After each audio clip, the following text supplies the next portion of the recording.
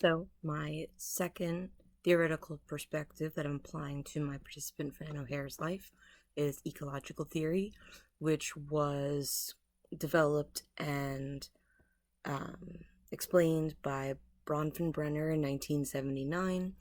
Essentially, ecological theory explains that human development um, is explained by assessing the facets of the individual and their environment and the interaction between the two. Now, Bronfenbrenner believed that people are actively involved in their own environments as opposed to other developmental theorists who put people in a more passive role.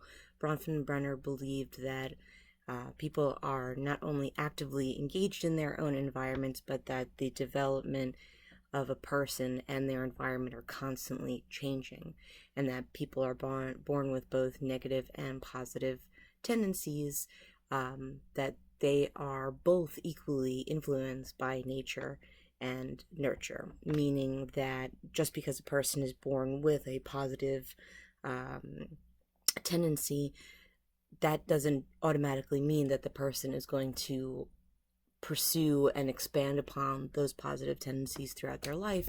Environment is also going to have a massive influence and impact on how those tendencies develop and manifest into their final forms.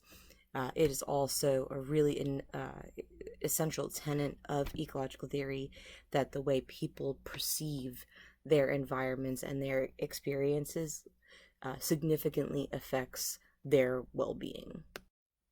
So I chose this as my second perspective because I believe that it complements Erickson quite well. Where Erickson has its limitations, I feel that ecological theory picks up on that slack. For Erickson, there is a distinct limitation, and especially for stage 8, because Erickson talks about it as if it is the last stage, it's the end of life, and therefore it is only viewed as a time of reflection.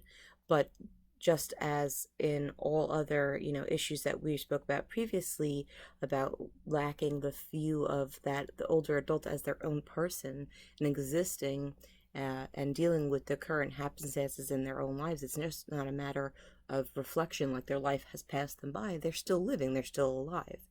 So that I find is a really significant limitation, and that's honestly why I chose it, because Fran, although she, is able to look back on her life and feel that sense of peace because she was able to achieve a sense of integrity because she was able to accomplish everything because she wanted to, she does not feel like her life is over yet. She still feels like she has so much more to offer the world and that there's so much more for her to be doing. So, but there's nothing in the Erickson's theory about what that means as a life stage. It's just, take that inventory, and if it's good, good. If it's bad, it's bad. But not, the personhood of the older adult, not the feelings of the older adult. They're experiencing in a world that's shifting, and I feel that Erickson's theory again falls short because there's no way that he could have predicted the shift in the socio political climate, especially with the rise of information and communication technology. People this day and age are living longer and longer um, than ever before. People are retiring much later in life than they ever did before. There are many people who are well past the age of 65 who are still working into their golden years. And, and also the role of the older adult is very different in the current day and age. Um, which is why I like ecological theory, because it really looks at the environment as well as the individual. It's not just what the individual, has to do with their development, as in Erickson's, taking that inventory of the integrity first despair, but rather that it's constantly changing. And I feel that it's really necessary for any kind of developmental theory to have that essential factor of constant change. You, just as we were discussing recently about the new stage of emerging adulthood, that really only came forth because of capitalism, because people were not able to reach the same milestones and markers that they once were, even 30 years ago. Um, so what the world means to different age groups changes drastically, and has started changing drastically since approximately 30 years ago, with the rise of the internet and with social media platforms and um, technology as a whole. That's part of the reason why people are living much longer than they were. It's also an age of new information. One, something that is so significant in the way the world functions now is that you really are left in the dust if you are not able to catch up with what's going on in the current times. And that is a really significant hardships for people in older adulthood who did not grow up with the technology.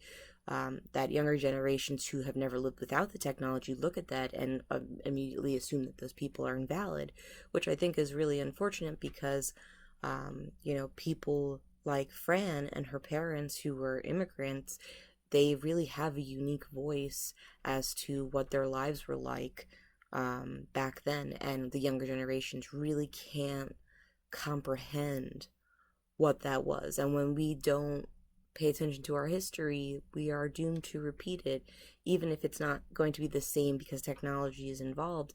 Human to human, there's a very significant source of information that we should take away from, the people in the older adulthood stage. There's things that we could never possibly understand about a world that we never lived in, that they're the last living pieces of that puzzle. Um, so, that's not to say that all people in older adulthood are good. There are plenty of people out there who are still trying very, very vivaciously to ruin things for the rest of us who just want to live in peace and calm and quiet.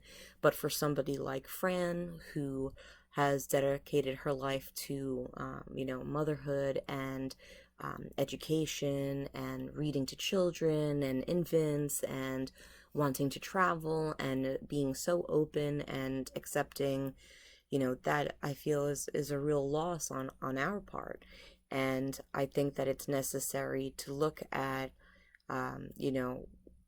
what we would be missing out if not assessing Fran from her environment. Those two things are not separate entities, they are completely combined with each other.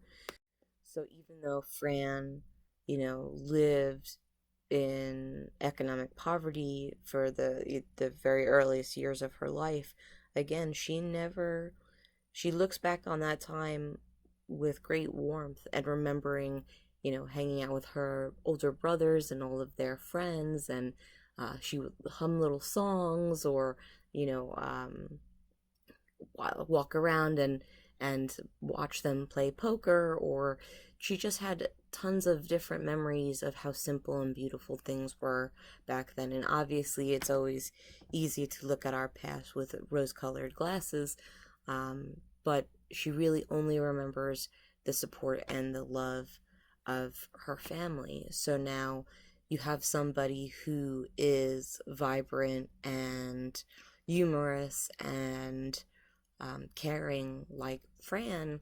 Like, those are clearly natural dispositions for her. She's just a very lovely person. She's very open to new experiences.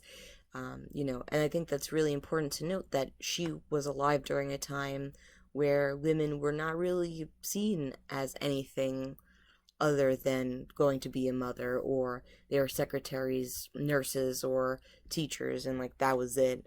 Women didn't even wear pants. Like there's so much in the world that should have stopped Fran, held her back from taking these risks, from doing the things that she wanted to do with her life in the way she wanted to do it. But they didn't stop her.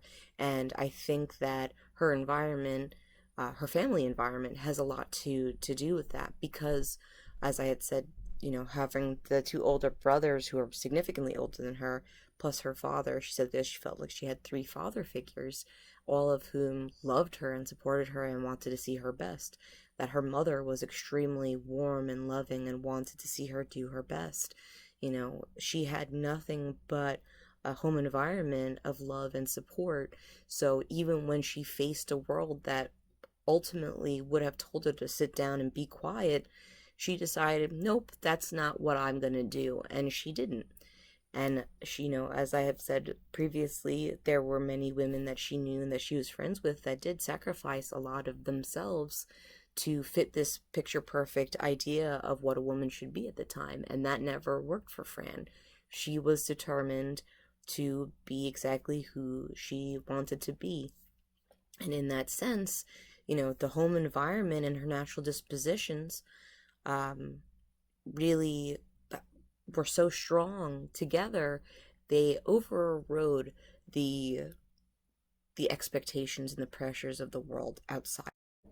Do you feel like you have accomplished all of the things, from when you're a young kid to now? So many things, our paths changed so many times. Yeah, no, Yeah. ever since I retired, I mean, I haven't done anything about it, but I feel there is something else that I'm meant to do. I just don't know what it is yet. But there's something, write a book or something. I know that I want my ashes scattered on Broadway. Okay. Yeah, because I want to come back a stone. Yes, of course. I deserve that, right? Yes, absolutely.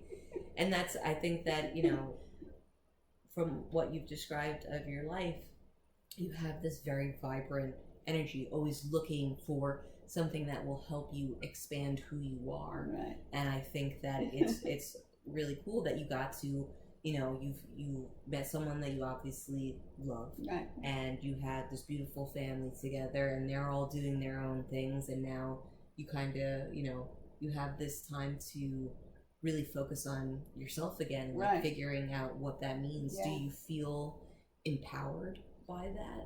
Yeah, I guess. Or does it feel? I feel lucky. I feel lucky to have gotten. I mean, for the grace of God, things could be very different. Yes. And I realize that. I realize that I'm lucky. I'm, knock wood, so far healthy, fairly healthy, and yeah,